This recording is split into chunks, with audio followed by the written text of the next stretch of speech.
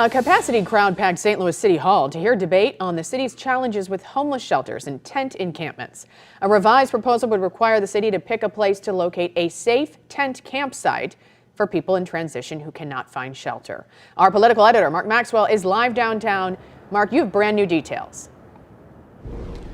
And good evening. Thorny problems created tense moments as aldermen tried to tackle those enduring issues like poverty and homelessness. And while they still can't seem to agree on a way forward, they did remove some controversial ideas that would have allowed public urination or defecation, and instead started focusing on longer-term issues, things that might ultimately save lives. 42 years ago, a homeless man froze to death on these very church steps in Soulard. And the neighborhood said enough, and so they decided to open up the shelter in the basement of the church. Now that shelter is at capacity. Winter is coming. Its director, Anthony D'Agostino, knows they will soon have more people knocking at the door than they can take in. Every winter we run into major frostbite and death. We know that we don't have shelter capacity. Alderwoman Alicia Saunier proposed an easier path to approve shelters throughout the city. The current petition process requires significant buy-in from neighbors nearby. And you need 51%. So it's a lot.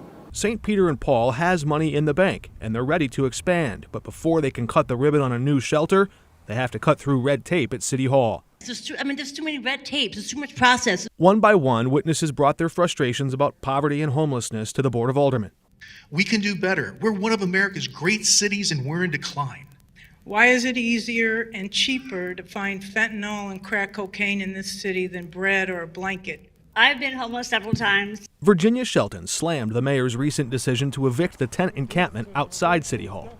It hurts my soul to see people being treated like that.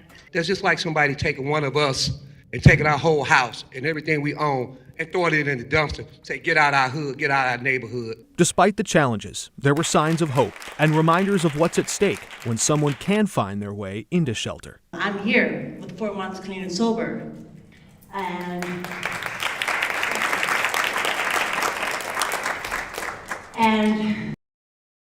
Rights. The new version of this unhoused Bill of Rights would require the city to give those tent camp sites a 30-day eviction notice with hopes it would funnel those people into more permanent shelter in the interim. It would also require police officers to have a 24/7 presence, whether that's with an officer or surveillance at each of these sites. It's still no sign that this plan has anywhere near the amount of support it needs to pass. Live downtown, Mark Maxwell, 5 on your side.